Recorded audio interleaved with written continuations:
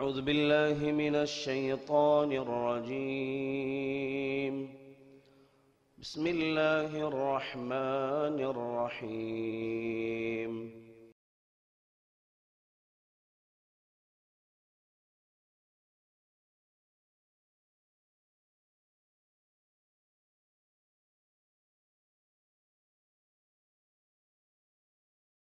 अस्सलामु अलैकुम व रहमतुल्लाहि व बरकातुहु।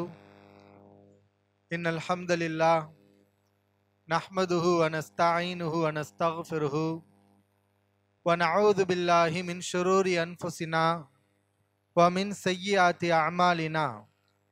मन यहदिहिल्लाहु फला मुदिल्ल लहु व मन युद्लिल फला हादिय लहु व अशहदु अन ला इलाहा इल्लल्लाहु वहदहु ला शरीका लहु वअशहदु अन्न मुहम्मदन अब्दुहु व रसूलुहु। अम्मा बाद। या अय्युहन्नास इत्तक़ू रब्बकुमुल्लज़ी खलक़कुम मिन नफ्सिन वाहिदा व खलक़ मिन्हा ज़ौजहा व बस्स मिन्हुमा रिजालन कसीरन व निसाअ वत्तक़ुल्लाह अल्लज़ी तसाअलून बिही वल अर्हाम इन्नल्लाह कान अलैकुम रक़ीबा।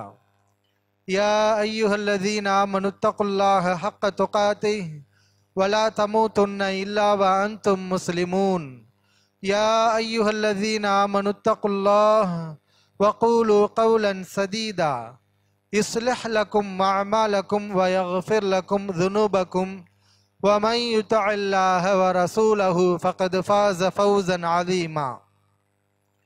பேரன்பிற்கும் பெருமதிப்பிற்கும் உரிய எல்லாம் வல்ல அல்லாஹு ஜல்ல ஷானஹு தஆலாவின் நல்லடியார்களே, வல்ல ரஹ்மானின் வற்றா பெருங்கருணையும் கிருபையும் நம் உயிரிலும் மேலான இறை தூதர் முஹம்மது நபி ஸல்லல்லாஹு அலைஹி வஸல்லம் அவர்கள் மீதும் அவர்களுடைய குடும்பத்தார்கள், தோழர்கள் மற்றும் அல்லாஹ்வை நம்பிக்கை கொண்ட அனைத்து இறை நம்பிக்கையாளர்கள் மீதும் என்றென்றும் நின்று நிலவட்டுமாக. எல்லாம் வல்ல அல்லாஹ்வின் நல்லடியார்களே, நேற்றைய தினம் இரண்டு பெரும் இமாம்களுடைய வரலாற்றை சுருக்கமாக நாம் அறிந்து கொண்டோம். இமாம் அபு ஹனீஃபா, இமாம் மாலிக் இப்னு அனஸ் ரஹிமஹுமுல்லா, இவர்களுடைய வரலாற்றை சுருக்கமாக நாம் அறிந்து கொண்டோம். இன்றைய தினம் இமாம் மாலிக் இப்னு அனஸ் அவர்களுடைய மாணவர் முஹம்மது இப்னு இத்ரீஸ் ஷாஃபிஈ ரஹிமஹுல்லா அவர்களுடைய வரலாற்றை சுருக்கமாக நாம் அறிந்து கொள்வோம். இமாம் ஷாஃபிஈ ரஹிமஹுல்லா அவர்கள் இன்றைய காசாவில், இன்று நாம் காசா என்று சொல்லக்கூடிய பைத்துல் முக்கத்தஸ் அந்த பகுதியில் அவர்கள் பிறந்தார்கள். ஹிஜ்ரி 150வது வருடத்தில் பிறக்கின்றார்கள். அவர்களுடைய மரணம் எகிப்தில் ஹிஜ்ரி 204வது ஆண்டில் நிகழ்கின்றது.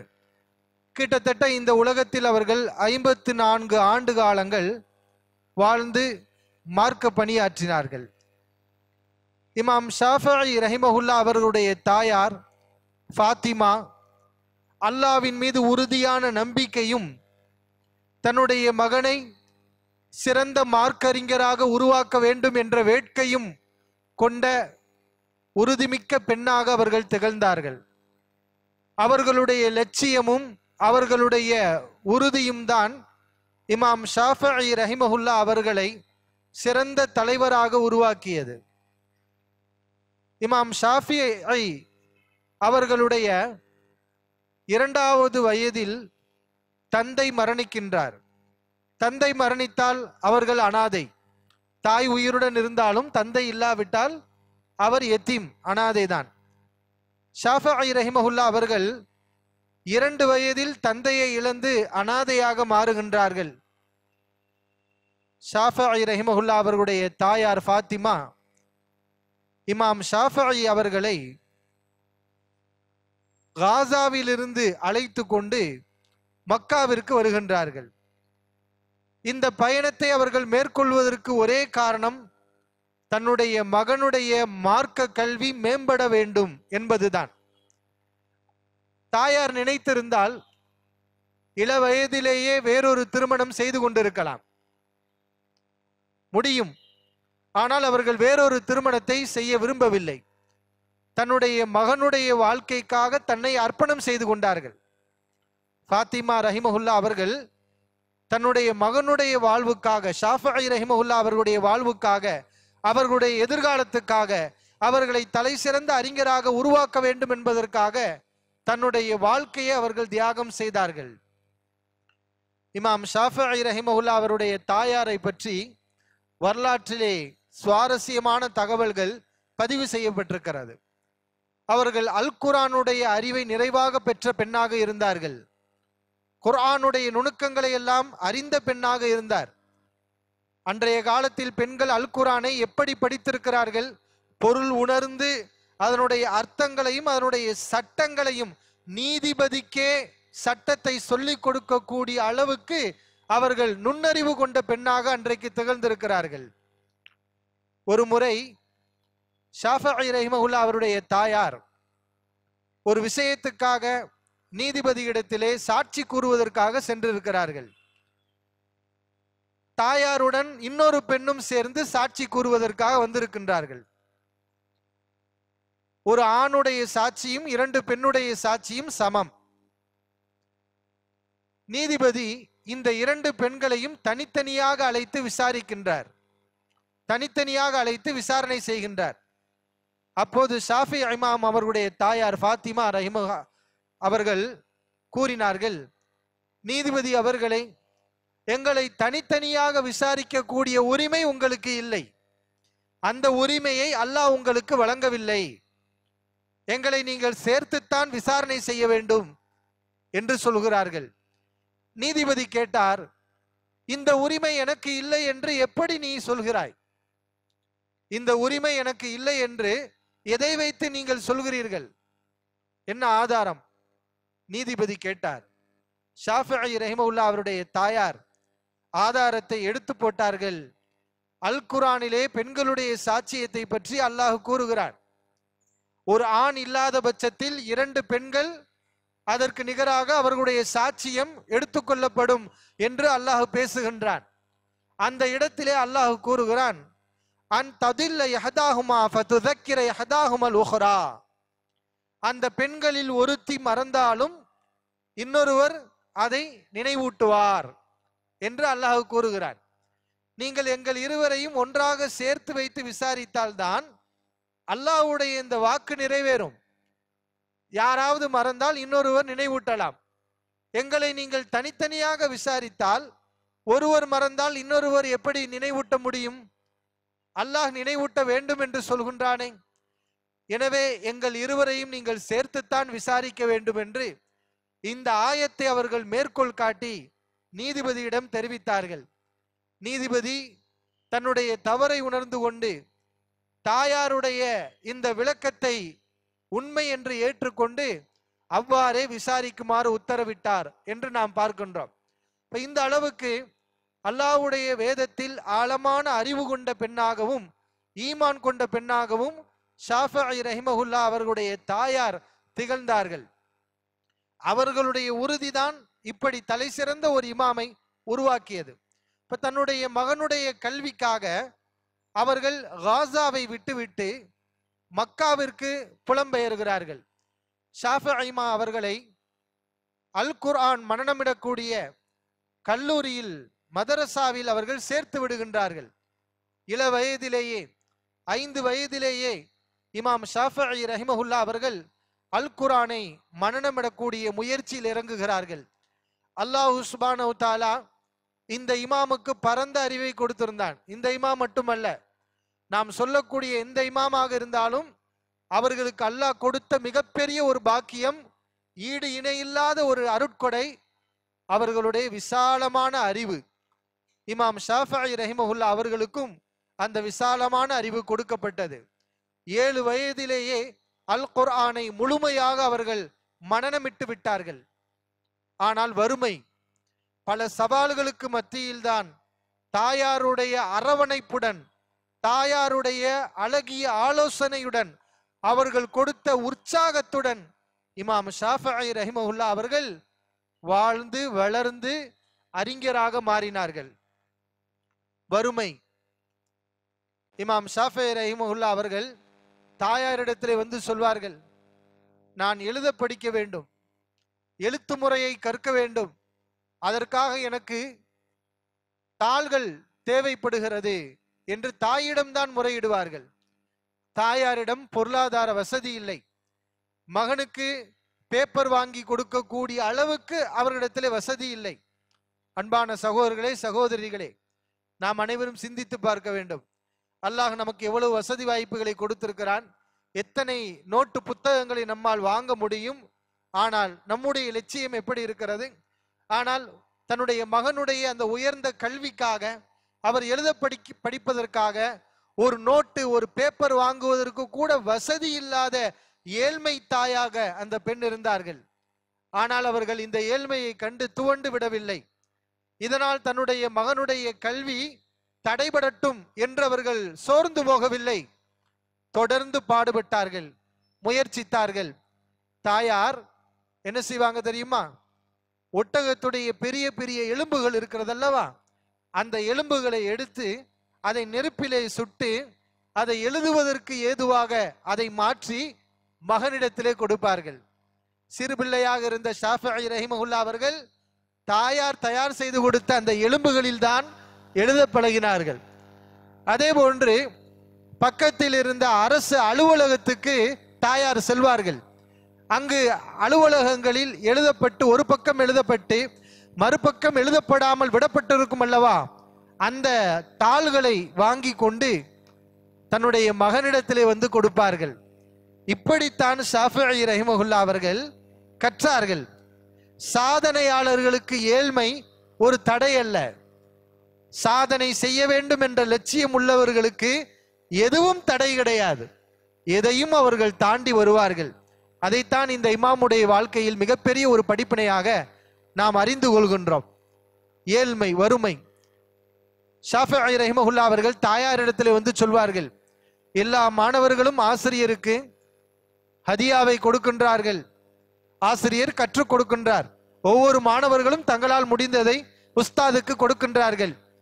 நான் என்னுடைய உஸ்தாதுக்கு என்ன கொடுப்பது? என்னிடத்திலே ஒன்றுமில்லையே. தாய் சொல்வார்கள், ஷாஃபிஈ நீ கவலைப்படாதே, உன்னுடைய ஆசிரியர் உன்னிடத்திலே எதையும் கேட்க மாட்டார், மற்றவரிடத்திலே கேட்பது போல் உன்னிடத்திலே கேட்க மாட்டார் என்று அல்லாஹ்வின் மீது நம்பிக்கை வைத்து அந்த தாய் தன்னுடைய மகனிடத்திலே சொன்னார்கள். பொருளாதாரத்தை வைத்துக்கொண்டு மகனுக்கு அவர்கள் கொடுக்காமல் இருக்கவில்லை. இல்லை, கொடுப்பதற்கு ஒன்றுமில்லை. தன்னுடைய மகன்தான் அல்லாஹ் கொடுத்த உயர்ந்த செல்வம், அதைவிட வேறு செல்வம் எதுவும் அவர்களிடத்தில் இருக்கவில்லை. இவ்வாறு சொல்லி அனுப்பி வைப்பார்கள். ஷாஃபிஈ ரஹிமஹுல்லாஹ் அவர்களுடைய அந்த அறிவை பார்த்த ஆசிரியர் ஒரு பாடத்தை நடத்தினால் அப்படியே ஆசிரியர் சொன்னதை முழுமையாக உள்வாங்கி விடுவார்கள். இமாம் அவர்கள் உள்வாங்கினதோடு அல்லாமல் ஆசிரியர் இல்லாத நேரத்தில் மாணவர்களுக்கு இவர்களே ஆசிரியராக இருந்து ஆசிரியர் செய்ய வேண்டிய வேலையை செய்து ஆசிரியருடைய பணிச்சுமையை அவர்கள் குறைத்தார்கள்.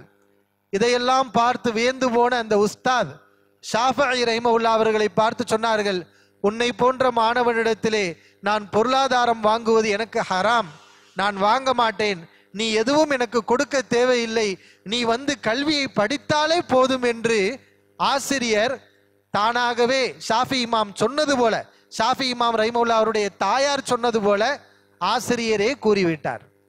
இப்படித்தான் ஏழ்மைக்கு மத்தியில் அவர்கள் இந்த மார்க்கத்தை கற்றார்கள். இமாம் ஷாஃபிஈ ரஹிமஹுல்லாஹ் அவர்கள் வளர்ந்து பெரியாள் ஆன பிறகு அவர்களுடைய பயணம் மேற்கொள்ள வேண்டி இருக்கிறது. ஹதீஸ்களை திரட்டுவதற்காக யமனுக்கு போகுவதற்கு செல்வதற்கு அவர்கள் விரும்புகின்றார்கள். மக்காவிலிருந்து யமனுக்கு செல்ல வேண்டும் என்றால் போவதற்கு பல மாதங்கள் ஆகும், வருவதற்கு பல மாதங்கள் ஆகும்.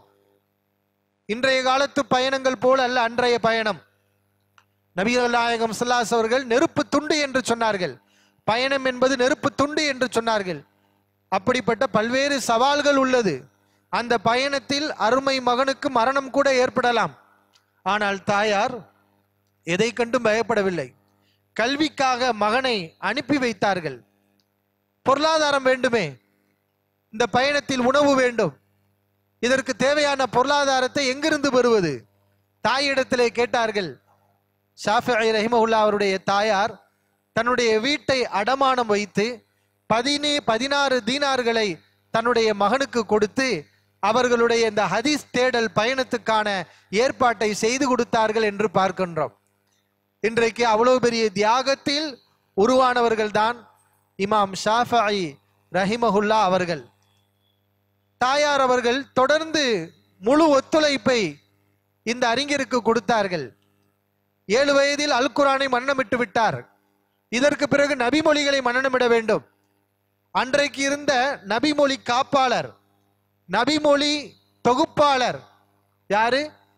இமாம் மாலிக் இப்னு அனஸ் ரஹிமஹுல்லா அவர்கள். அவர்கள் மதீனாவில் இருக்கின்றார்கள். ஷாஃபிஈ இமாம் மக்காவில் இருக்கின்றார்கள்.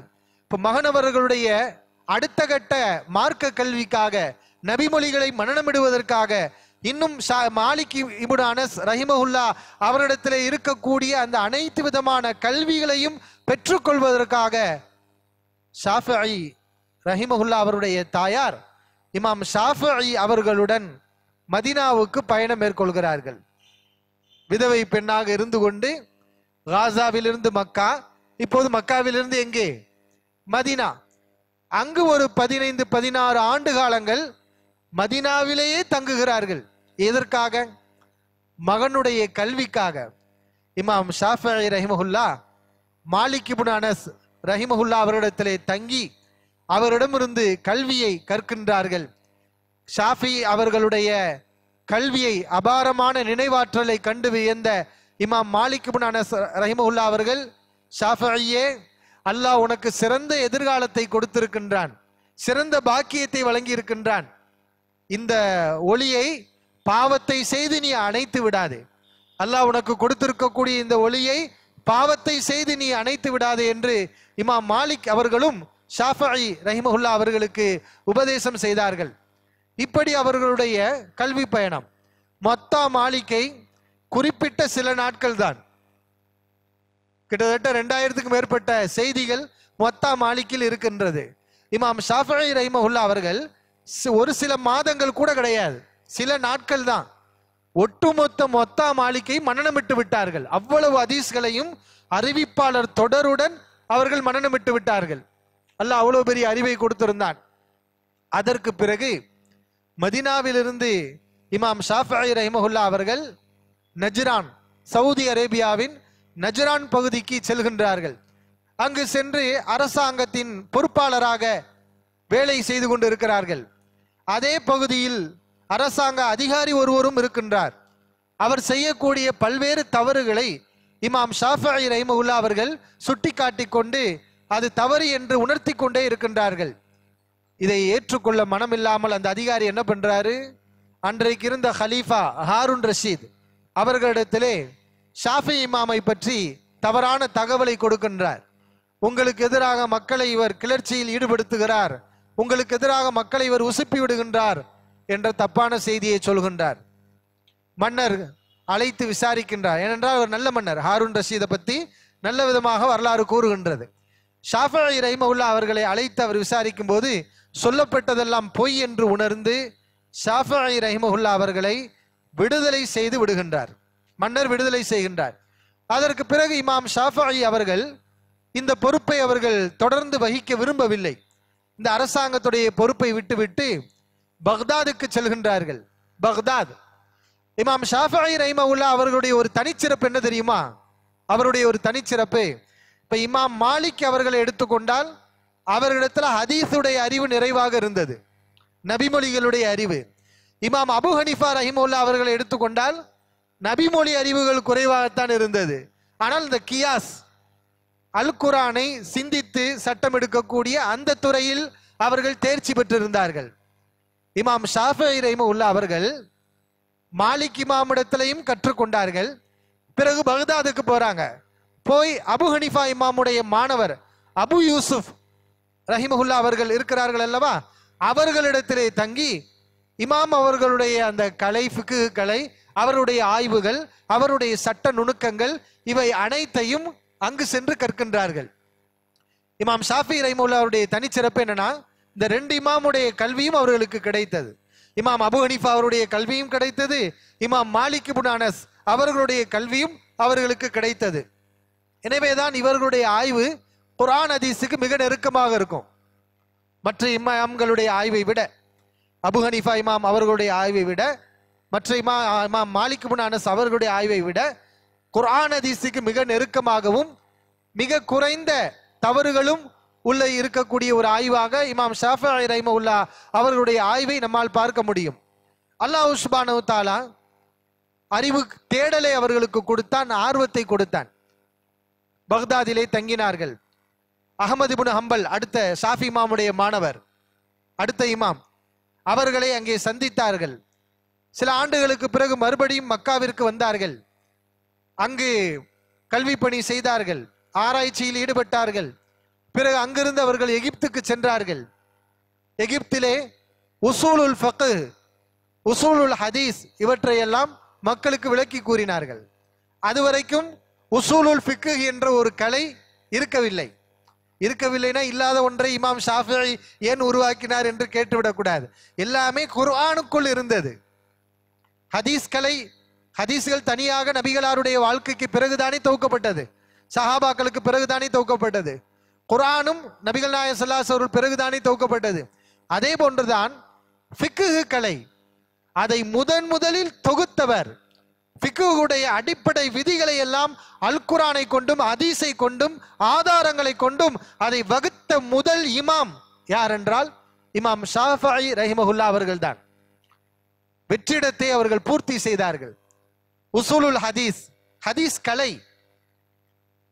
ஹதீஸ் கலையுடைய விதிகளை எல்லாம் ஆராய்ச்சி செய்து அதையெல்லாம் அழகாக மக்களுக்கு விளக்கினார்கள். இன்று கூட இமாம் ஷாஃபிஈ அவர்கள் எழுதிய நூல்கள் இருக்கின்றது. அல் உம்மி என்ற நூல், அர் ரிசாலா என்ற நூல், இப்படி ஏராளமான நூல்களை எழுதி மக்களுக்கு சத்தியத்தை அழகிய முறையில் அவர்கள் எடுத்து சொன்னார்கள். இப்படியெல்லாம் திறமையான ஒரு ஆய்வாளர்களாக இருந்த அந்த இமாம்களிடம் பிடிவாத குணம், மூர்க்கத்தனம் என்பது இருக்கவே இல்லை. இவ்வளவு இந்த ஆய்வுக்கெல்லாம் சொந்தக்காரர்கள். இன்னைக்கு உள்ளவர்கள் எல்லாம் அவருடைய ஆய்வுகளை படித்து விட்டுத்தான் பேசுகிறார்கள், பேச முடிகின்றது. ஆனால் அவர்களுக்கு அல்லாஹ் சுப்ஹானஹு தஆலா அந்த முதன்மை என்ற ஒரு சிறப்பை கொடுத்தான். உசூலுல் ஃபிக்ஹில் முதன்மை என்றால் அது ஷாஃபிஈ, உசூலுல் ஹதீஸ் அதை முதலில் தொட்டவர் என்றால் அந்த சிறப்பு இமாம் ஷாஃபிஈ ரஹிமஹுல்லாஹ் அவர்களை சாரும். தஃப்சீர் கலை, எல்லா கலையிலும் அவர்கள் தொடாத விஷயம் எதுவுமே இல்லை. எல்லா துறைகளிலும் சிறந்து விளங்கினார்கள். அப்படிப்பட்டவர்கள் எவ்வளவு பணிவுடன் நடந்து கொண்டார்கள் தெரியுமா?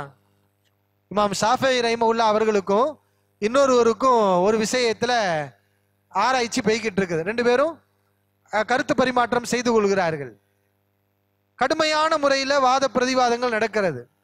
மறுநாள் என்ன பண்ணாங்க, அவரை சந்தித்து இமாம் ஷாஃபிஈ ரஹிமஹுல்லாஹ் அவருடைய கையை பிடித்து, நாம் ஒரு விஷயத்திலே ஒன்றுபடாவிட்டால் நம்மை ரெண்டு பேரும் இணைக்கக்கூடிய ஈமான் என்ற பொதுவான ஒரு அம்சம் நமக்கு மத்தியில் இல்லையா, நாம் இருவரும் சகோதரர்களாக இருக்கக்கூடாதா என்று ஷாஃபி இமாம் அவர்களாக போய் அவருடைய கையை பிடித்து பேசினார் என்று நாம் பார்க்கின்றோம்.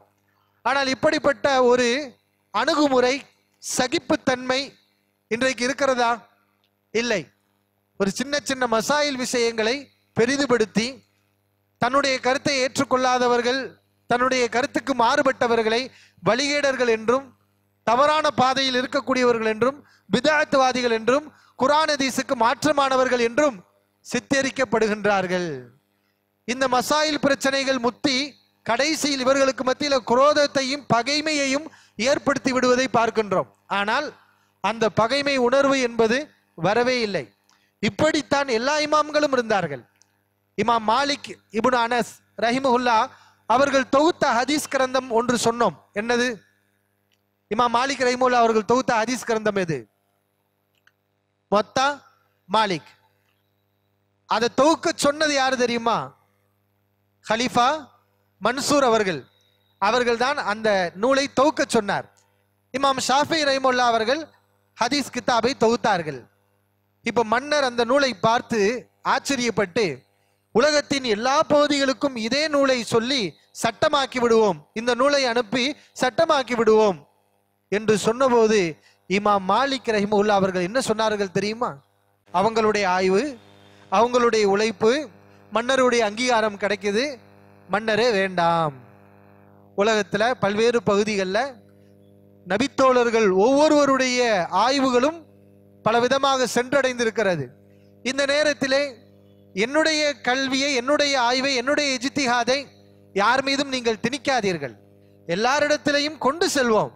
ஏற்றுக்கொள்பவர்கள் ஏற்றுக்கொள்ளட்டும். ஆனால் நான் சொன்ன இந்த ஃபிக்ஹை தான் கண்டிப்பாக எல்லோரும் ஏற்றுக்கொள்ள வேண்டும் என்று யாரையும் கட்டாயப்படுத்த வேண்டாம் என்று சொன்னவர்கள் யார்?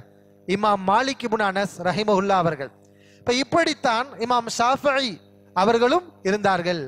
அவர்களுடைய மரணம் ஹிஜ்ரி 204வது ஆண்டில் எகிப்தில் நிகழ்கின்றது. அல்லாஹ் அவர்களுக்கு அருள் புரிவானாக. இப்ப இதற்கு பிறகு வந்த இமாம் அஹமது பின் ஹம்பல் ரஹிமஹுல்லா அவர்கள். அஹமது பின் ஹம்பல் ரஹிமஹுல்லா அவர்கள் பகதாத் ஈராக்கில் பிறந்த இன்னொரு இமாம் யாரு? நம்ம ஏற்கனவே சொன்னோம். யாரு? அபு ஹனீஃபா. அதே ஈராக்கில் தான் இமாம் அஹமது பின் ஹம்பல் ரஹிமஹுல்லா அவர்களும் ஹிஜ்ரி 193வது ஆண்டில் பிறக்கின்றார்கள். அவர்கள் பகதாதில் ஹிஜ்ரி 241வது ஆண்டில் மரணிக்கின்றார்கள். கிட்டத்தட்ட அவர்களுடைய வயது எத்தனை வயது? அதிகமான வயது. அல்லாஹ் சுப்ஹானஹு வ தஆலா அதாவது 163, அதாவது அவர்கள் பிறப்பது 163இல் பிறக்கின்றார்கள், 241இல் மரணிக்கின்றார்கள். அப்படியானால் அவருடைய வயது 70க்கும் அதிகமான வயது. அல்லாஹ் நீண்ட ஆயுள் காலத்தை இமாம் அஹமது பின் ஹம்பல் ரஹிமுல்லா அவர்களுக்கு கொடுத்தான். அவர்கள் சிறு வயதிலேயே நபிமொழிகளை படிப்பதில் ஆர்வம் கொண்டார்கள். அல்லாஹ் இயற்கையாகவே அந்த ஆர்வத்தை கொடுத்தான். ஆர்வம் தாங்க பெரிய பாக்கியம். படிப்பது ரெண்டாவது. முதலாவது நமக்கு என்ன வரணும்? ஆர்வம் வரணும். சில பேருக்கு அறிவு இருக்கும், திறமை இருக்கும், ஆர்வம் இருக்காது, மண்ணா போயிருவாங்க. முதலாவது ஆர்வம். இந்த இமாம்கள் எல்லோருக்கும் அல்லாஹ் சுப்ஹானஹு வ தஆலா கல்வி தேடலை இயல்பாகவே அவருடைய உள்ளத்திலே போட்டான். இமாம் அஹமது பின் ஹம்பல் சின்ன வயசுல என்ன பண்ணுவாங்களாம்? சுபு தொழுகைக்கு பாங்கு சொல்வதற்கு முன்னாடியே பள்ளிவாசலுக்கு போவாங்க, இருட்டிலேயே கிளம்புவாங்க. ஏன்னா சுபு தொழுகைக்கு பிறகு ஹதீஸ் வகுப்பு நடைபெறும், அதில் கலந்து கொள்வதற்காக. ஈராக்கில் நிறைய கல்வியாளர்கள் இருந்தாங்க. சஹாபாக்கள் பல பேர் ஈராக்கில் வந்து தங்கினார்கள். எனவே ஈராக் என்பது ஹதீஸ்களை அதிக மனநமிட்ட கல்வியாளர்களின் கூடாரமாக இருந்தது. இப்ப இந்த நேரத்தில் சின்ன வயசுலேயே தொழுவதற்கு முன்பாகவே இமாம் அஹமது பின் ஹம்பல் புறப்படுவார்கள். இப்ப தாயார் என்ன செய்வாங்க? அவர் மேல இறக்கப்பட்டு அவருடைய ஆடையை பிடிச்சி இழுப்பாங்களாம்.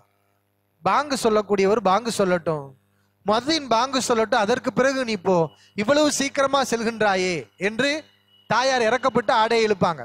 இப்ப இது இயல்பாகவே அல்லாஹ் சுப்ஹானஹு வ தஆலா இந்த கல்வி தேடலை இமாம் அஹமது பின் ஹம்பலுக்கு அவர்களுக்கு கொடுத்தான். அவர்கள் உலகமெல்லாம் சுற்றி திரிந்தார்கள். யமனுக்கு பயணம் மேற்கொண்டார்கள். ஈராக்கு, கூஃபா, பஸ்ரா பல்வேறு பகுதிகளுக்கு பயணம் மேற்கொண்டார்கள். ஹதீஸ்களை திரட்டினார்கள். அந்த பயணம் வரலாற்றிலே சொல்லப்படுகிறது. இமாம் அஹமது பின் ஹம்பல் யமனுக்கு சென்ற நேரத்திலே பொருளாதாரம் இல்லை, உண்ண வழி இல்லை. ஹதீஸ்களை திரட்டுவதற்காக அவர்கள் மேற்கொண்டிருக்கக்கூடிய பயணம் என்ன செய்தார்கள்? ஒரு சாராருடைய வாகனத்தில் பொருட்களை எல்லாம் ஏற்றிவிட்டு அதை கட்டி தயார்படுத்தக்கூடிய வேலையை செய்து கொடுத்து சில தீனார்களை வாங்கி அவர்கள் உண்டு இந்த நபிமொழிகளை தேடினார்கள். அவர்கள் இந்த ஹதீஸ்களை திரட்டுவதற்கு பட்டு கம்பளங்கள் அவர்களுக்கு விரிக்கப்படவில்லை. பல லட்சங்கள் கொட்டி கொடுத்து நபிமொழிகளை தேடுங்கள் என்று யாரும் சொல்லவில்லை. தன்னுடைய உழைப்பால் இரத்தத்தை சிந்தி இந்த நபிமொழிகளை திரட்டினார்கள். இமாம் அஹமது பின் ஹம்பல் அவர்கள் தொகுத்த ஒரு நூல் இருக்கின்றது. என்ன நூல்? ஹதீஸ் நூல் முஸ்னத் அஹ்மத். இன்னும் மொழிபெயர்க்கப்படவில்லை, தமிழ் மொழியில் முயற்சி நடந்து கொண்டிருக்கின்றது. இந்த முஸ்னத் அஹமதில் தோராயமாக எத்தனை ஹதீஸ்கள் இருக்கும்? அதை பற்றி உங்களுடைய அறிவு என்ன? எத்தனை ஹதீஸ்கள் இருக்கும் முஸ்னத் அஹமதுல? நீங்க என்ன அறிஞ்சிருக்கிறீங்க சொல்லுங்க, தெரிந்தவர்கள் சொல்லலாம்.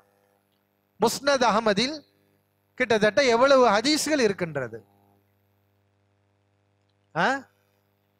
1,00,000 இல்லை, 30,000 ஹதீஸ்கள் இருக்கின்றது. 30,000க்கு நெருக்கமான ஹதீஸ்கள் இருக்கின்றது. இந்த 30 அதாவது ஹதீஸ் கித்தாபுகளிலேயே இவ்வளவு ஹதீஸ்களை உள்ளடக்கிய கித்தாப் எதுவும் இல்லை. அவ்வளவு 30,000 ஹதீஸ்களை இமாம் அவர்கள் மனனமிட்டார்கள். 30,000 என்று நாம் அதை சுருக்கிவிட முடியாது. 30,000 ஹதீஸ்களை அவர்கள் தேர்வு செய்தது.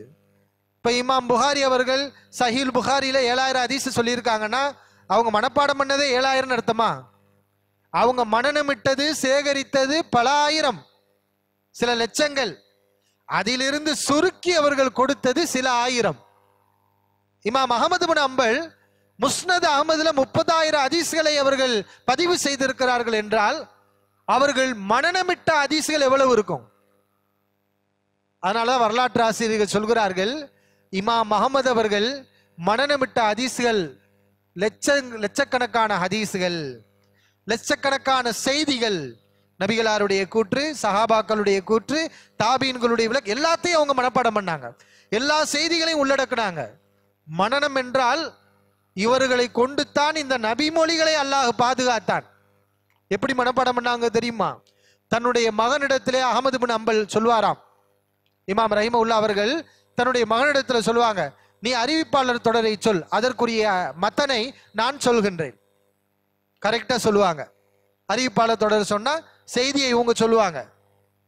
நீ மத்தனை சொல், அந்த மத்தனுக்குரிய சனதை, அறிவிப்பாளர் தொடரை, இஸ்னாதை நான் சொல்கிறேன். இமாம் அவர்கள் இப்படி பயிற்சி எடுத்து இந்த நபிமொழிகளை மனனமிட்டார்கள். ஏனென்றால் இந்த நபிமொழிகளை பாதுகாப்பதற்காக இந்த இமாமை அல்லாஹ் சுப்ஹானஹு வ தஆலா தேர்வு செய்தார். நபிமொழிகள் அதிகம் நிறைந்திருந்த இதே ஈராக்கில் தான் பொய்யான செய்திகளும் உருவாக்கப்பட்டது. இட்டுக்கட்டப்பட்ட செய்திகள் உருவான இடம் எங்கே? ஈராக்கு தான். அங்குதான் உண்மையான செய்திகளை மனனமிட்டிருந்த ஆசிரியர்களும் ஆசான்களும் நிறைந்திருந்தார்கள். இப்ப இமாம் அஹமது பின் அம்பலுக்கு அல்லாஹ் கொடுத்திருந்த இந்த தியாகம், ஊர் ஊராக அலைந்து நபிமொழிகளை திரட்டி அதை பாதுகாத்து மனனமிட்டு பொய்யான செய்திகளை எல்லாம் மக்களுக்கு அடையாளப்படுத்தினார்கள். அவர்களுடைய மிகப்பெரிய தியாகத்தின் வெளிப்பாடுதான் இந்த முஸ்னத் அஹமது. அவ்வளவு ஹதீஸ்கள், நபிமொழிகள் அதிலே நாம் பார்க்கின்றோம். அல்லாஹ் அந்த இமாம்களுக்கு அருள் புரியட்டும், அவருடைய தியாகத்தை பொருந்தி கொள்ளட்டும். அவர்கள் வெறுமனே மனனமிட்டவர்களாக மட்டும் இருக்கவில்லை, நபிமொழிகளை உள்வாங்கி அதை தங்களுடைய உணர்வு பூர்வமாக ஆக்கி தங்களுடைய வாழ்க்கையாகவும் நபிமொழிகளை மாற்றிக்கொண்டார்கள். இமாம் அஹமது பின் அம்பல் அவர்களுடைய நடைமுறை பார்க்கின்றோம். எந்த ஒரு செய்தியாக இருந்தாலும் அதை நடைமுறைப்படுத்தாமல் இருக்க மாட்டார்கள். முடிந்த அளவு ரசூலுல்லாஹி ஸல்லல்லாஹு அலைஹி அவர்கள் சொன்ன ஒரு செய்தி வருகிறது என்றால் அதை முடிந்த அளவு அதை நடைமுறைப்படுத்துவார்கள். ஒரு செய்தி, நபிகள் நாயகம் ஸல்லல்லாஹு அலைஹி அவர்கள் ஹிஜாமா செய்தார்கள். ஹிஜாமானா தெரியுதா? இந்த ரத்தம் குத்தி எடுக்கிறது, கழிவு ரத்தத்தை வெளியேற்றுவாங்க. நபி ஸல்லல்லாஹு அலைஹி அவர்கள் ஹிஜாமா செய்தார்கள். ஹிஜாமா செய்தவருக்கு அவருக்குரிய கூலியை கொடுத்தார்கள் என்று ஒரு ஹதீஸ். இமாம் அஹமது பின் அம்பல் இந்த ஹதீஸை பதிவு பண்றாங்க, அதை நடைமுறைப்படுத்துறாங்க. இதுக்காகவே அவங்க ஹிஜாமா செஞ்சு நபி அவர்கள் கூலி கொடுத்த மாதிரி ஹிஜாமா செய்தவருக்கு அவர்களும் கூலி கொடுத்தார்கள். இப்படி அனைத்து செய்திகளையும் நடைமுறைப்படுத்தி ஒரு முன்மாதிரியாக அவர்கள் திகழ்ந்தார்கள். அவருடைய வாழ்க்கையே முன்மாதிரி. இமாம் அஹமது பின் அம்பல் அவருடைய கல்வி சபையில் மஜ்லிஸில் 5000க்கும் அதிகமான மாணவர்கள் உட்கார்ந்து இருப்பாங்களாம். எதுக்காக? இந்த நபிமொழிகளையும் கல்விகளையும் பெற்றுக்கொள்வதற்காக. அதுல இம்மாணவர்கள் அல்லாத பொதுமக்களும் நிறைய இருப்பாங்க. அவங்க என்ன செய்வாங்க? ஹதீஸ்களையும் பெற்றுக்கொள்வார்கள். இமாம் அவர்களுடைய அந்த நடைமுறை, அவருடைய சுன்னத்தான அந்த கோலம், அவர்களுடைய தன்மையான ஒரு பேச்சு, குணம், இதையெல்லாம் பார்த்து மக்கள் சந்தோஷப்படுவார்கள். அப்படி ஒரு சிறந்த நபிமொழிகளுக்கு முன்மாதிரியாக வாழ்ந்த ஒரு இமாமாக அவர்கள் இருந்தார்கள். கல்வியின் மீது மிகப்பெரிய ஆர்வம். இமாம் அவர்களுடைய மாணவர்கள் இமாம் அஹமது அவர்களிடத்திலே கேட்டார்கள், இமாமே, எதுவரை நீங்கள் கல்வியை தேடுவீர்கள்? சிறுத்த இமாமன், நீங்கள் இமாமாக மாறிவிட்டீர், இன்னும் நீங்கள் நபிமொழிகளை தேடிக்கொண்டு ஹதீசுகள் ஒரு இடத்தில் இருக்கிறது என்று சொன்னால் அதற்காக அலைந்து கொண்டே இருக்கின்றீர்களே, எதுவரை நீங்கள் கல்வியை தேடுவீர்கள்?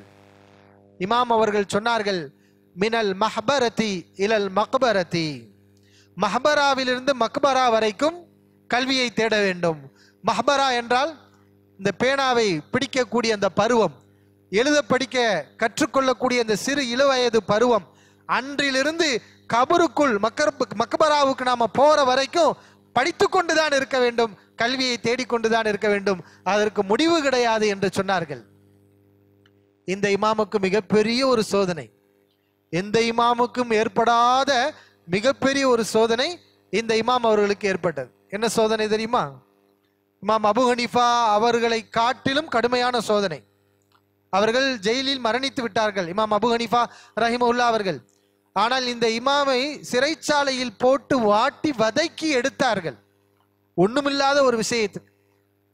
இந்த இமாமுடைய காலகட்டத்தில் முஅ்தஸிலாக்கள் என்ற சாரார் வளர்ந்து வர்றாங்க. இப்ப ஹாரூன் ரஷீத் ஆட்சியுடைய காலத்துல இந்த கருத்து உருவாகுது. என்ன கருத்து? குர்ஆன் மஹ்லூக், அது ஒரு படைப்பு, அல்லாஹ்வால் படைக்கப்பட்ட ஒரு படைப்பு. எப்படி ஆடு மாடு மனிதன் எல்லாம் படைக்கப்பட்ட ஒன்றோ அது மாதிரி குர்ஆனும் ஒரு அல்லாஹ்வால் படைக்கப்பட்ட ஒன்று அப்படின்னு ஒரு கருத்தை உருவாக்குறான் பிஷ்ர் என்ப மனிதன். இந்த தகவல் கிடைத்தவுடன் ஹாரூன் ரஷீத் சொன்னார், அவன் மட்டும் என் கையில கிடைத்தான், அந்த பிஷ்ரை நான் கொல்லாமல் விட மாட்டேன் என்று சொன்னார். புதுசு புதுசா கண்டுபிடிக்கிறது யாருடைய வேலைனா இந்த முஅ்தஸிலாக்களுடைய வேலை. சத்தியத்திலிருந்து அஹ்லு சுன்னா வல் ஜமாத்தை சார்ந்த இமாம்கள் புதிதாகலாம் சொல்லவே மாட்டாங்க. குர்ஆன் இருந்தா சொல்லுவாங்க, ஹதீஸ் இருந்தா சொல்லுவாங்க. குர்ஆன் ஹதீஸுக்கு நபித்தோழர்கள் தாபிஈன்கள் சொன்ன அந்த சரியான விளக்கங்களை அவர்கள் சொல்வார்கள். எதையாவது புதிதாக சொல்ல வேண்டும் என்று எதையும் அவர்கள் உளர மாட்டார்கள். ஆனால் இது பிற்காலத்திலே உருவான முஅ்தஸிலா, மனோ இச்சையை சிந்திக்கக்கூடியவர்கள், தங்களுடைய அறிவை மார்க்கமாக கொண்டவர்கள், அவர்களால் இது மாதிரியான புது புது பிதத்தான கொள்கை கோட்பாடுகள் உருவாக்கப்பட்டது. அப்ப ஹாரூன் ரஷீது அடக்கிட்டார். அவருடைய மரணத்துக்கு பிறகு மஅமூன் என்பவர் ஹலீஃபாவாக வருகின்றார். இவரை இந்த முஅ்தஸிலாக்கள் கட்டுக்குள் வைத்துக்கொண்டு அவருடைய மண்டையை கழுவி மக்களை எல்லாம் இந்த கருத்தை சொல்லுமாறு கட்டாயப்படுத்துறாங்க. எந்த கருத்தை? குர்ஆன் படைக்கப்பட்டதுன்னு மக்கள் எல்லாரும் சொல்ல வைங்க அப்படின்னு கட்டாயப்படுத்துறாங்க. இன்னைக்கு அதே மாதிரியான நிகழ்வுகள்லாம் வெவ்வேறு விஷயங்கள் நடக்குது. இவர்களாக புதிதாக குர்ஆன் ஹதீஸுக்கு மாற்றமான ஒரு கருத்தை சொல்வது, சொல்லிவிட்டு அதைத்தான் அனைவரும் ஏற்க வேண்டும் என்று கட்டாயப்படுத்துவது, அதை ஏற்றுக்கொள்ளாவிட்டால் முஸ்லிமே இல்லை என்று ஃபத்வா கொடுப்பது, இது அன்னைக்கே நடந்துச்சு. இமாம் அஹமது அவர்களை அவர் இந்த கருத்தை ஏத்துக்கிற மாட்டேன்னு சொல்லிட்டாரு. குர்ஆன் படைக்கப்பட்டதா? யார்? அல்லாஹ்வுடைய தூதர் சொன்னாங்களா? அல்லாஹ் சொல்லியிருக்கிறானா? குர்ஆனை பத்தி அல்லாஹ் குர்ஆன்ல பல இடங்கள்ல கரீம், சங்கை மிக்கது, மஜீத், மகத்தானது இப்படி வர்ணிக்கின்றான். அல்லாஹ்வுடைய வார்த்தை என்று சொல்லுகிறான். அல்லாஹ்வுடைய வார்த்தையை போய் படைக்கப்பட்டது என்று அல்லாஹ் எங்கேயும் சொல்லலையே, நபியும் சொல்லலையே. நபி தோழர்கள் யாரும் இது பற்றி நபியிடத்திலே கேட்கவும் இல்லை, குர்ஆன் படைக்கப்பட்டது என்று அவர்களும் சொல்லவில்லை. இது நாள் வரை இல்லாத ஒரு குழப்பத்தை ஏன் நாம் சொல்ல வேண்டும்? இதெல்லாம் நான் சொல்ல முடியாது என்று இமாம் அஹ்மது பின் ஹம்பல் மறுத்தார்கள். ஆனால் அன்றைக்கு நிறைய இமாம்கள் வேற வழி இல்லாம இந்த ஆட்சியாளர்களுக்கு பயந்துகிட்டு சொன்னாங்க. சொல்லாட்டினா அடி உழுகும், சாட்டை அடி உழுகும். குற்றம் கிடையாது, அல்லாஹ் மன்னிக்கக்கூடிய நிர்பந்தத்தில் சொன்னால் அல்லாஹ் குற்றம் பிடிக்க மாட்டான். ஆனா இமாம் அஹ்மது பின் ஹம்பல் அந்த நேரத்திலும் கூட நான் சத்தியத்தை தான் சொல்வேன், இந்த பிதஅத்தை ஏற்றுக்கொள்ளவே மாட்டேன் என்பதில் உறுதியாக இருந்தார்கள். இதை நான் சொல்ல மாட்டேன் என்று சொன்னார்கள். மஅமூன் அஹ்மது இப்னு ஹம்பலை கைது செய்து கொண்டு வருமாறு, சிறைச்சாலைக்கு கொண்டு வருமாறு, தன்னிடத்திலே கொண்டு வருமாறு உத்தரவிட்டார். அகமதை நான் பார்த்தால் அவருடைய உறுப்புகள் ஒவ்வொன்றையும் நான் தனித்தனியாக வெட்டி எடுப்பேன் என்று மிரட்டினார். இமாம் அஹ்மது இப்னு ஹம்பல் அல்லாஹ்ட்ட துஆ செஞ்சாங்க. மன்னரிடத்திலே சென்று கொண்டிருக்கக்கூடிய நேரத்திலேயே அல்லாஹ்ட்ட துஆ செஞ்சாங்க, யா அல்லாஹ், மஅமூனை நான் பார்த்து விடக்கூடாது, அப்படிப்பட்ட ஒரு துன்பம் எனக்கு வந்து விடக்கூடாது, என்னை படைத்த ரஹ்மானே, அல்லாஹ்ட்ட துஆ செஞ்சாங்க. இந்த இமாமுடைய துஆவை அல்லாஹ் ஏற்றுக்கொண்டான். இவர்கள் மாமூனை சந்திப்பதற்கு முன்பாகவே மாமூன் மரணித்து விட்டார். அதற்கு பிறகு அடுத்த ஹலீஃபா முஅ்தஸிம் வருகின்றார். இவரும் அதே முஅ்தஸிலாக்களுடைய பேச்சை கேட்டுக்கொண்டு அந்த பிதஅத்தை உள்வாங்கி எல்லோரையும் கட்டாயப்படுத்துகிறார். இப்ப இந்த முஅத்தஸிலாக்கள் அஹ்லு சுன்னா இமாம்களுக்கு மிகப்பெரிய முசீபத்தாக இருந்தார்கள். அப்படிதான் அந்த இமாம்களுடைய மானத்துல விளையாடுவாங்க. இமாம் அஹமது பின் ஹம்பல் இவ்வளவு பெரிய இந்த தியாக செம்மலை, நபிமொழி காப்பாளரை, லாலுன் வழிகேடர், முபத்ததியுன் பிதஅத்வாதி என்று சொன்னவர்கள் இந்த முஅத்தஸிலாக்கள். இப்ப மன்னரிடத்தில் இமாம் அவர்களுக்கு எதிராக பல்வேறு விஷயங்களை சொல்லி இமாம் அவர்களை கைது பண்ணுகிறார்கள்.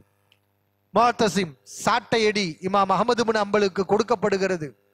அவருடைய உடல் உரிக்கப்படுகிறது. இமாம் அவர்கள் தளர்ந்து விடவே இல்லை, உறுதியாக இருக்கிறார்கள். கிட்டத்தட்ட இந்த சிறைச்சாலையில் அவர்கள் 30 மாதங்கள், 3 வருடத்துக்கு நெருக்கமாக இமாம் அஹமது பின் ஹம்பல் சிறைச்சாலையிலே வாடினார். எந்த பாவமும் செய்யவில்லை. இது போன்ற புதுமையான கருத்தை நான் ஏற்றுக்கொள்ள மாட்டேன். குர்ஆன் ஹதீஸ்ல இல்லாத இவர்கள் ஒரு ஆய்வு கண்டுபிடிச்சிருக்கிறாங்களா? இது என்ன ஆய்வு? குர்ஆன் படைக்கப்பட்டது சொல்ல மாட்டேன் என்பதில் உறுதியா இருந்தாங்க. அடித்து பார்த்தார்கள். விவாதம் நடந்தது சிறைச்சாலையிலேயே. மன்னர் அவருடைய ஆட்களை, இந்த முஅத்தஸிலா அறிஞர்களை அழைத்து வந்து இமாம் அஹமது பின் ஹம்பல் இடத்தில் விவாதம் செய்வார். அஹமது பின் ஹம்பல் ரஹிமஹுல்லா அவர்கள் கேட்கக்கூடிய எந்த கேள்விக்கும் அவர்களால் பதில் சொல்ல முடியவில்லை. உங்களுடைய வாதத்தை லாஜிக் எல்லாம் இங்க காட்டாதீங்க, எனக்கு ஒரு ஹதீஸை காட்டுங்க, ஒரு குர்ஆனை காட்டுங்க, நான் ஏற்றுக்கொள்கிறேன். இல்லை என்றால் நான் ஏற்றுக்கொள்ள மாட்டேன். உறுதியாக இருந்தார்கள். இமாம் அவர்களை அடித்தார்கள். ஜெயிலில் ஒவ்வொரு நாளும் துன்பப்பட்டு கொண்டே இருந்தார்கள். ஜெயிலில் இருந்த ஒரு கிராமவாசி இமாம் அஹமது பின் ஹம்பலை பார்த்து சொன்னார், அகமது அவர்களே, கவலைப்படாதீர்கள். இன் முத்த முத்த ஷஹீதன், நீங்கள் மரணித்தால் ஷஹீதாக மரணிப்பீர்கள். வ இன் இஸ்த இஸ்த ஹமீதன், நீங்கள் வாழ்ந்தால் நீங்கள் நல்ல ஒரு வாழ்க்கை வாழ்வீர்கள், சிறப்புக்குரிய வாழ்க்கை வாழ்வீர்கள். எதுவும் உங்களுக்கு இழிவோ அழிவோ நஷ்டமோ அல்ல, கவலைப்படாதீர்கள் என்று சொன்னார்கள். இந்த வார்த்தையை கேட்டவுடன் அஹமது பின் ஹம்பல் அவர்களுக்கு மேலும் உறுதியானது. அவர்கள் தொடர்ந்து உறுதியாக இருந்தார்கள். அடி கொடுக்க ஒவ்வொரு நாளும் அடிதான். அடிக்கப்பட்டு இமாம் அஹமது பின் ஹம்பல் அதாவது மயக்கம் போட்டு விழுந்து விடுவார்கள். மயக்கம் தெளிந்தவுடன் மறுபடி அடிப்பார்கள். இப்படியே 3 தடவை நடந்தது. ஒரு நேரத்திலே மன்னர் முஅத்தஸிமுக்கு பயம் வந்து விடுகிறது. இந்த மனிதரை, அறிஞரை நாம் கொன்றுவிட்டால் மிகப்பெரிய ஒரு குழப்பம் ஏற்படும், மக்கள் எல்லாம் நமக்கு எதிராக திரும்புவார்கள். வேண்டாம், இனி அடித்தால் இந்த அறிஞர் இறந்து விடுவார், இவரை அடிக்க வேண்டாம் என்று குற்றுயிரும் கொலையுயிருமாக அவரை போட்டார்கள். அல்லாஹ் சுப்ஹானஹு வ தஆலா அவங்களுக்கு ஹயாத்தை கொடுத்தான். இவர்கள் அல்லாஹ்வுக்காக பட்ட இந்த துன்பங்கள் எதுவுமே நஷ்டம் அல்ல, எல்லாமே அவர்களுக்கு இஸ்ஸத். அல்லாஹ்வுடைய தூதர் படாத துன்பங்களா, சஹாபாக்கள் வாங்காத அடி உதைகளா? அதே பாணியில்தான் இமாம்களும் வந்தார்கள். இந்த சுன்னாவிற்காக, அல்லாஹ்வுடைய தீனில் எந்த விதமான குழப்பத்தையும் நான் விட மாட்டேன், என்னுடைய நாவால் நான் சொல்ல மாட்டேன், என்னுடைய வாழ்வும் மரணமும் இந்த நபிமொழிக்காக இருக்கும் என்பதில் அவங்க உறுதியா இருந்தாங்க. கடைசியில மன்னர் இமாம் அவர்களுடைய உறுதியை பார்த்துட்டு விடுதலை பண்ணிட்டார். இமாம் அவர்கள் பணியவில்லை, அவங்க கொள்கையில உறுதியா இருந்தாங்க. மன்னர் விடுதலை செய்தார். தன்னுடைய தவறை ஒப்புக்கொண்டார், மனம் வருந்தினார். இமாம் அவர்களுக்கு தேவையான எல்லா உபகரணங்களையும் கொடுத்து அனுப்பினார். ஆனால் இமாம் அவர்கள் மன்னர் கொடுத்த எல்லா பொருளையும் தர்மம் செய்துவிட்டு வீட்டுக்கு சென்றார்கள். வெறுங்கையோடு வீட்டுக்கு சென்றார்கள். எனக்கு இது வேண்டாம், அல்லாஹ் எனக்கு கொடுத்த கண்ணியமும் அல்லாஹ் எனக்கு கொடுத்திருக்கக்கூடிய இந்த கல்வியே எனக்கு பெரிது என்று வெறுங்கையோடு வீட்டுக்கு சென்றார்கள். அதற்கு பிறகு மன்னர் மருத்துவரை தொடர்ந்து அனுப்பி இமாம் அவர்களை மருத்துவம் செய்து பார்த்து கொண்டே வந்தார். பிறகு அந்த மன்னர் மரணித்தார். இமாம் அவர்கள் மன்னித்தார்கள். அவர்களுடைய தாராள மனம். இவ்வளவு கொடுமைப்படுத்தி இருக்கக்கூடிய ஒரு மனிதர், ஆட்சியாளரை, இமாம் அவர்கிட்ட கேட்கிறாங்க, முஅத்தஸிமை பத்தி நீங்க என்ன சொல்றீங்க? இமாம் அஹமது பின் ஹம்பல் அவர்கள் என்ன சொன்னாங்க தெரியுமா? அவரை நான் மன்னிக்காவிட்டால் எனக்கு லாபம் ஒன்றுமில்லை, அவருக்கு தான் நஷ்டம். அவரை நான் மன்னிக்காவிட்டால் அல்லாஹ் அவரை தண்டிப்பான், ஆனால் எனக்கு லாபம் கிடையாது. எனக்கு எது லாபம்? அவரை மன்னித்தால் அல்லாஹ் என்ன செய்வான்? மன்னிப்பான். அப்படி அல்லாஹ் அல் குர்ஆனிலே கேட்கிறான், அலா துஹிப்பூன யக்ஃபிரல்லாஹு லக்கும், அல்லாஹ் உங்களை மன்னிப்பதை நீங்கள் விரும்ப மாட்டீர்களா என்று அல்லாஹ் கேட்கிறானே, இவரை மன்னித்தால் அல்லாஹ் என்னை மன்னிக்கிறான், எனவே நான் மன்னரை மன்னித்து விட்டேன் என்று சொன்னார்கள் இமாம் அஹமது பின் ஹம்பல் அவர்கள். இவ்வளவு தாராளமான ஒரு குணம் கொண்ட சிறந்த ஒரு அறிஞராக அவர்கள் இருந்தார்கள். இதற்கு பிறகு அடுத்த ஆட்சி வந்தது, வாசிக். கலிஃபா முஅத்தசிம் மரணித்து அடுத்த ஆட்சியாளர் வாசிக் என்பவர் வருகின்றார். இவரும் அந்த சிந்தனையில் பாதிக்கப்பட்டிருக்கிறார். ஆனால் இமாம் அவர்கள் மீது கை வைக்கவில்லை. இமாம் அவர்களை பார்த்து சொன்னார், நீங்கள் எங்காவது ஓடிவிடுங்கள், ஒளிந்து தலைமறைவாக இருங்கள், நீங்கள் மக்களுக்கு முன்னால் காட்சி தரக்கூடாது என்று மிரட்டினார். இமாம் அஹ்மது பின் அம்பல் அவர்கள் பகதாதை விட்டு சில வருடங்கள் ஒதுங்கி வேற ஒரு ஊரிலே பதுங்கி இருந்தார்கள். அதற்கு பிறகு வீட்டுக்கு பகதாதுக்கு வந்தார்கள். ஆனால் ஜும்மா தொழுகைக்கு அவர்கள் போக மாட்டார்கள். பள்ளிவாசலுக்கு ஜமாத் தொழுகைக்கு போக மாட்டார். காரணம் இந்த ஃபித்னா தான், இந்த குழப்பங்கள் தான். இமாம் அவர்கள் பொறுமையாக இருந்தார்கள். இப்படி சில வருடங்கள் கழிந்தது. அதற்கு பிறகு மன்னர், இத்தனை ஆட்சியாளர்கள் மாறினார்கள். அதற்கு பிறகு முத்தவக்கீல் என்ற ஒரு ஹலிஃபா வருகின்றார். சுபஹான் அல்லாஹ், இமாம் அவர்களுக்கு கொடுக்க வேண்டிய அந்த கண்ணியத்தையும் அந்தஸ்தையும் கொடுத்தார். நீங்கள் மக்களுக்கு தரிசை நடத்துங்கள், ஹதீஸ்களை போதியுங்கள், அல்லாஹ் உங்களுக்கு கொடுத்திருக்கக்கூடிய இந்த கல்வியை மக்களுக்கு கற்றுக் கொடுங்கள் என்று முழு அதிகாரத்தையும் மன்னர் முத்தவக்கீல் இமாம் அவர்களுக்கு செய்து கொடுத்தார். இமாம் அவர்கள் சிறப்பான இந்த கல்வி பணியை ஆற்றினார்கள். அவருடைய இறுதி காலம் நோய்வாய்ப்பட்டு கொஞ்சம் கொஞ்சமாக அவர்கள் மரணித்தார்கள். இமாம் அவருடைய காலத்திலே ஹம்பலி மதுஹப் என்று தனியாக உருவாகவில்லை. இமாம் அவருடைய மாணவர்கள் இமாம் அவர்களுக்கு பிறகு அவர்கள் வழங்கிய ஃபத்வாக்களை எல்லாம் தொகுத்தார்கள். இமாம் அஹ்மது பின் அம்பல் தான் வாழக்கூடிய நேரத்தில் என்னுடைய ஃபத்வாக்களை எழுத வேண்டாம் என்று மாணவர்களுக்கு தடை பண்ணாங்க. ஏன்னா எல்லாத்தையும் நீங்க மனப்பாடம் பண்ணணும், ஹதீஸுகளை மனப்பாடம் பண்ணணும். என்னுடைய ஆய்வுகளை மனப்பாடம் பண்ணி ஹதீஸுகளை மனப்பாடம் பண்ணாம விட்டுறக்கூடாது. கொஞ்ச காலம் ரசூல் ஸல்லல்லாஹு அலைஹி வஸல்லம் நபிமொழிகளை எழுத வேண்டாம்னு சொன்னாங்க. எதுக்காண்டி? குர்ஆனை பாதுகாக்கிறதுக்காக. அதே மாதிரிதான் இமாம் அஹ்மது பின் அம்பல், நபி மொழிகளை நீங்க மனப்பாடம் பண்ணுங்க, என்னுடைய ஃபத்வாக்களை தெரிந்து கொள்ளுங்கள், எழுத வேண்டாம் என்று சொன்னார்கள். அவருடைய மரணத்துக்கு பிறகு இமாம் அவருடைய மாணவர்கள் அஹ்மது பின் அம்பல் அவர்கள் வழங்கிய அவருடைய விளக்கங்கள், ஃபத்வாக்கள் அனைத்தையும் ஒன்று விடாமல் தொகுத்தார்கள். கிட்டத்தட்ட 20க்கும் அதிகமான பாகங்களாக அந்த இமாம் அவர்களுடைய ஆராய்ச்சிகள் தொகுக்கப்பட்டு இருக்கிறது. எல்லாமே அற்புதமான ஆராய்ச்சிகள், எதுவுமே வீணானவை கிடையாது, பொக்கிஷங்கள். உலகத்தில் அதாவது மிகச்சிறந்த ஆய்வுகளை அல்ஹம்துலில்லாஹ் அவர்கள் மேற்கொண்டார்கள். ஆனால் அவர்கள் சொல்லிவிட்டு மரணித்தார்கள், நானும் மனிதன்தான், தவறு ஏற்படும், தவறை கண்டால் விட்டுவிடுங்கள், அல்லாஹ்வுடைய தூதர் ஸல்லல்லாஹு அலைஹி வஸல்லம் ஹதீஸை ஏற்றுக்கொள்ளுங்கள் என்று அவர்கள் சொல்லி சென்றார்கள்.